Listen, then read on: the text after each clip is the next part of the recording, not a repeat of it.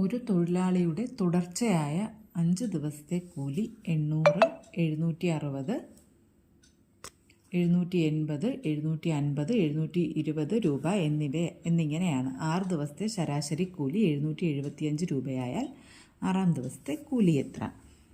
അപ്പോൾ 800, 760, 780, 750, 720 ഇതെല്ലാം കൂടി കൂട്ടുമ്പോൾ 3810. 3810 പ്ലസ് 6-ാം ദിവസത്തെ കൂലി, അതിൻ്റെ ശരാശരിയാണ് 775. അപ്പോൾ ഇതെന്ന് പറയുന്നത് 4650. അവിടെ നിന്നും എക്സ് എന്ന് പറയുന്നത് 840 എന്ന് കിട്ടുന്നു. എക്സ് 840 ആണ് 6-ാം ദിവസം.